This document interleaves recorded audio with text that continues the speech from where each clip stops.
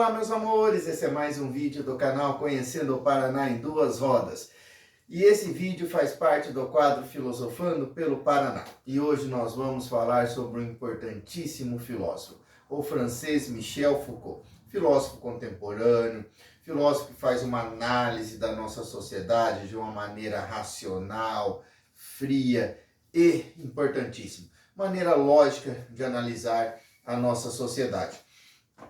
E nós vamos falar mais especificamente sobre o conceito de poder. Como o Foucault analisou o poder. E o Foucault, ele é um filósofo que ele estudou muito. Estudou psicologia, estudou medicina, estudou história, sociologia, filosofia, era um filósofo. E tudo que ele estudou, como ele mesmo diz, ele estudou para entender o poder. O principal objeto de estudo dele foi o poder. Foucault queria entender como é o poder, como se dá o poder, quais são os mecanismos de poder, como que acontece o poder na sociedade. Muito bem. A primeira coisa que nós temos que entender é que para o Foucault não existe só o poder estatal. O Foucault falou dos micropoderes. Inclusive, ele escreveu esse livro aqui, ó, intitulado Microfísica do Poder. Para o Foucault existe o macropoder e os micropoderes. Qual é o macropoder? O macropoder é o poder estatal. É o poder exercido pelo Estado. E os micropoderes são os poderes que estão imbricados, que estão espalhados pela sociedade. Foucault diz o seguinte: onde eu vejo relação de pessoas, eu vejo relação de poder. Aonde está o poder? O poder está em todo lugar. Foucault diz: o poder ele é exercido na família, na escola, na empresa, no namoro, na amizade. Olha só a frase. Aonde eu vejo relação de pessoas, eu vejo relação de poder. O poder é exercido em todos os setores onde tem relações humanas. E uma coisa importante aqui, ó, exercido. Para o Foucault, o poder não é uma substância. O poder não é algo. O poder é uma ação, é um verbo. O poder não é algo que se compra, que se tenha, que se detém, que se dá ou que se vende. O poder é uma ação, o poder é um exercício. E um exercício que está enraizado, que está em todos os lugares da sociedade humana, que está em todas as relações humanas. Então eu tenho macropoder e eu tenho aquilo que o Foucault chamou de micropoderes. Agora, uma coisa importante também. O poder sempre foi assim? Não. O poder, ele se modificou ao longo do tempo. O Foucault, ele identifica ao longo da história humana 3 tipos de poderes. O que ele chamou de poder soberano, poder disciplinar e o biopoder. O que é o poder soberano? O próprio nome já indica. O próprio nome já nos define o que é o poder soberano. O poder soberano é o poder de um soberano sobre os seus súditos. Esse poder soberano, ele aconteceu lá do início das grandes civilizações até a Revolução Industrial, ou seja, uma grande parte da história humana, onde nascem as grandes civilizações até as grandes revoluções burguesas, principalmente a Revolução Industrial. Qual é o objetivo do poder soberano? O objetivo do poder soberano é produzir corpos obedientes, corpos dóceis, corpos que obedeçam o soberano. Uma observação importante: o poder, segundo Foucault, se dá sobre o corpo. Qual é o objeto de poder? O corpo. E aqui é produzir corpos que obedeçam o soberano.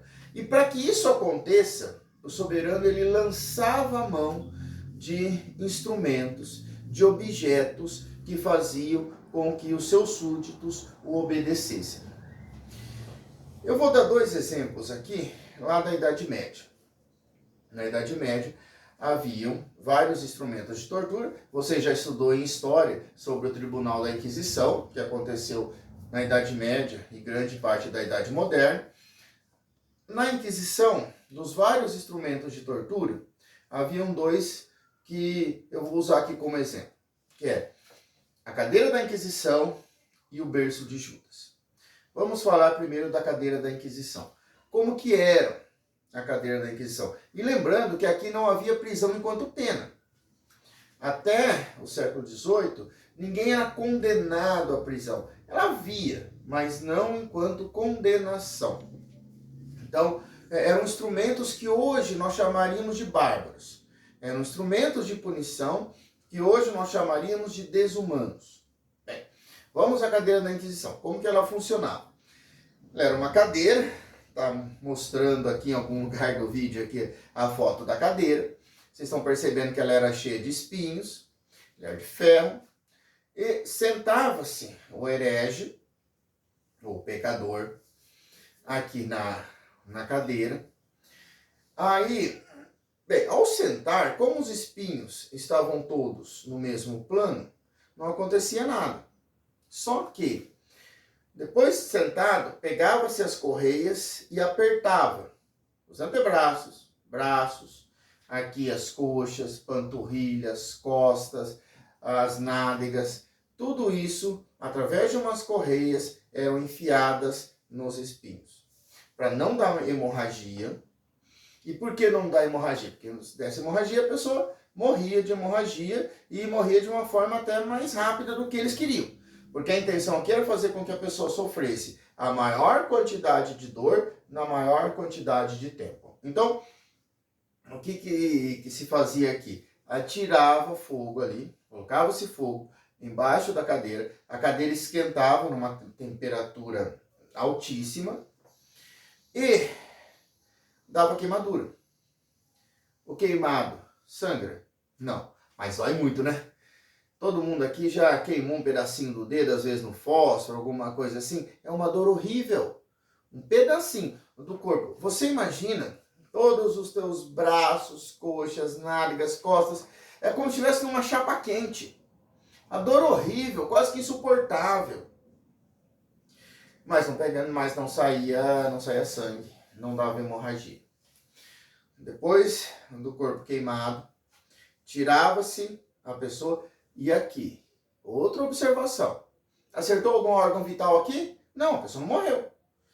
Tirava-se a pessoa, metade ali das costas ficavam na cadeira, jogava-se numa cela e deixava a pessoa morrer de fome, de sede e de dor. E aqui era um espetáculo horrível. Espetáculo por quê? Porque era feito em praça pública. Era feito para todos ver. Era feito para mostrar o poder do soberano. Era feito para mostrar o que acontecia se alguém não obedecesse o soberano. Vamos a um outro exemplo de instrumento de tortura que aconteceu também na Idade Média e boa parte da Idade Moderna. Berço de Judas. O berço de Judas, vocês estão vendo a foto aqui no vídeo, uma pirâmide onde amarrava-se um indivíduo em 4 estacas e descia o corpo dele por umas roldanas, um indivíduo nu, colocava-se a ponta da pirâmide, descia aonde num nervo, que é o nervo mais dolorido do corpo humano, tanto o homem quanto a mulher tem, fica ali entre o ânus e os órgãos genitais, que fica aqui, a ponta da pirâmide encaixava certinho nesse nervo. Aí eles iam descendo o peso do corpo. Por que descendo o peso do corpo devagar? Se o corpo caísse de uma vez, ia doer. A pancada, mas ia amenizando. Pancada, quando a gente sente uma pancada, não dói muito?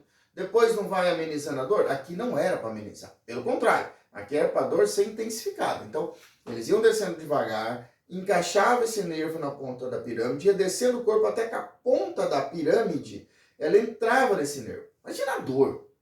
A terrível dor que a pessoa sentia. Aí depois ele soltava todo o corpo, equilibrado, através dessas cordas, dessas roldanas, equilibrado para ficar aqui, na ponta. A pessoa demorava dias para morrer, porque ela ia morrer aqui, de dor, sede e fome. E repito, isso era em praça pública. Isso era para mostrar o poder do soberano. Qual era aqui o objetivo do poder soberano? Produzir corpos obedientes, produzir corpos dóceis. Mecanismos de poder que mostram para as pessoas. Olha o que vai acontecer com você se você não obedecer o soberano. Isso aconteceu até as grandes revoluções burguesas, que foram lá a Revolução Industrial, a Revolução Francesa e a independência dos Estados Unidos. A partir dessas revoluções, a sociedade fica bem mais complexa. E essa complexidade requer um novo regime de poder.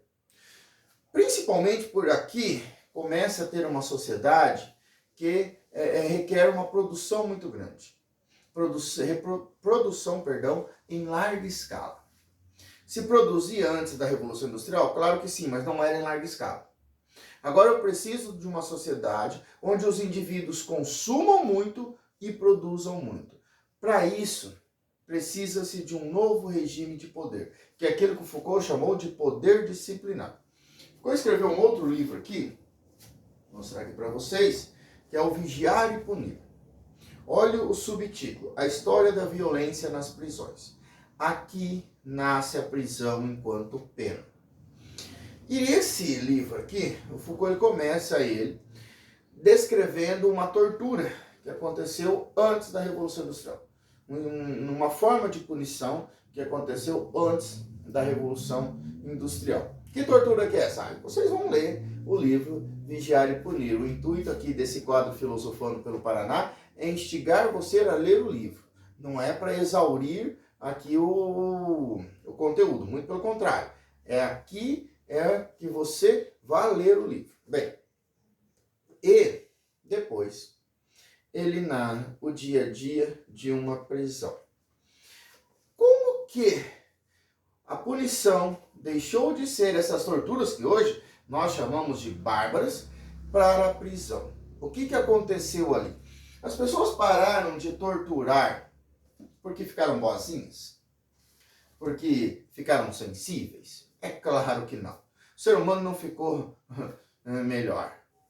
O ser humano não se tornou um ser humano melhor. Freud talvez tinha razão. O ser humano é um ser mau por natureza. Ele é um ser cruel por natureza. Então por que ele deixou aquelas punições e passou a usar a prisão? Porque agora eu não posso ter só um indivíduo obediente. Agora eu preciso ter um indivíduo obediente e produtivo. Agora os corpos precisam ser corpos disciplinados. E o que é um corpo disciplinado, perdão? É um corpo obediente e produtivo. Então agora eu preciso de um novo regime de poder, que é agora o poder disciplinar. Porque lá na Idade Média, se o indivíduo roubasse, era cortado a mão. Mas agora, nessa sociedade altamente produtiva, se eu corto a mão do indivíduo, como que ele vai trabalhar? Como que ele vai produzir? Não tem como. Então agora o que eu preciso fazer? Produzir corpos disciplinados. Bem, então nascem as prisões. Agora, prisão é só penitenciária? Não. A prisão, o manicômio é uma prisão? O hospital é uma prisão? A fábrica é uma prisão? Claro que é. O manicômio, porque assim, vejam bem, qual que é o escândalo em uma sociedade capitalista? É um indivíduo que não produz. Se esse indivíduo não produz, eu tenho que tirá-lo da sociedade. E para tirá-lo da sociedade, eu preciso trancafiá-lo em uma prisão. Bem, se ele não está produzindo porque ele é um delinquente, ele rouba, ele mata, penitenciário. Se ele não está produzindo porque tem um suposto problema mental, manicômio. É claro que são prisões diferentes, porque são para indivíduos diferentes. Esse indivíduo não está produzindo por quê? Porque ele está doente? Prisão hospital. O hospital ele é uma prisão, ele tem horário para sair, ele tem horário para entrar, você não sai quando você quer. Ele não é uma prisão como a penitenciária, mas também é uma prisão. A fábrica é uma prisão. Qual que é a rainha de todas as prisões? A escola. Por que a escola é a rainha de todas as prisões? Bem, primeiro vamos entender, a escola é uma prisão. Tem muros, lugar para entrar, lugar para sair, câmeras, cercas, uniforme, banho de sol, hierarquia. Inclusive a escola tem o ritmo da fábrica. A escola disciplina o corpo da criança. Por isso que ela é a rainha de todas as prisões, porque ela pega o indivíduo lá no nascimento e vai produzindo, disciplinando ele para a fábrica. Ela tem o ritmo da fábrica. Então eu pego esse indivíduo, e disciplino ele através das prisões. Agora, é claro que aqui, para entender isso, nós vamos ter que entender um outro conceito do Foucault, que é essa relação entre saber e poder. Por que o indivíduo vai para a prisão? O que legitima ele a ir para a prisão? Bem, aí nós vamos ter que entender que o poder, para o Foucault, ele é legitimado pelo saber. O poder produz saberes para se legitimar. Então, eu posso mandar alguém para o manicômio? Eu não. Eu sou um mero professor de filosofia e de história. Mas o psiquiatra pode. Por quê? Porque tem um saber sobre a mente. Eu posso internar alguém em um hospital? Não. Mas o médico pode. Por quê? Porque tem um saber sobre o corpo. Eu posso dar uma sentença dizendo que alguém vai ficar 8 anos preso em uma penitenciária? Não. Mas o juiz pode. Porque tem um saber sobre o que é justiça. Então, o poder produz saberes para se legitimar. Então, dentro desse poder disciplinar, eu tenho saberes que o legitimam e saberes que o legitimam para produzir corpos dóceis e disciplinados. Produção, que começa na escola. Você que já estudou, está estudando, o que você mais ouve ou ouviu na escola? Estude para ser alguém. O que é ser alguém na sociedade capitalista? É alguém que produz muito e consome muito. Nós não somos julgados por aquilo que nós somos. Nós somos julgados por aquilo que nós temos. Então, para ter, nós precisamos trabalhar muito. Então, fica aquela coisa assim do cachorro correndo em volta do seu próprio rabo. Ou seja, eu preciso consumir, para consumir eu preciso trabalhar. Eu preciso consumir, para consumir eu preciso trabalhar. E assim vai. E nós fomos adestrados, disciplinados para isso. Então, para o Foucault, o poder precisa do saber para se legitimar. Pós as revoluções burguesas, nasce o poder disciplinar para produzir corpos obedientes e altamente produtivos. Professor, mas o senhor não falou ainda do poder, do biopoder. Vou falar no próximo vídeo, senão esse vídeo aqui vai ficar muito longo. E não só do biopoder. A intenção aqui é gravar vários vídeos sobre Foucault, porque ele é extremamente importante. Se você gostou desse vídeo, dê um like. Se você tem alguma dúvida, alguma crítica, deixa aí nos comentários que nós vamos conversando. E do mais, até o próximo vídeo aqui do quadro Filosofando pelo Paraná.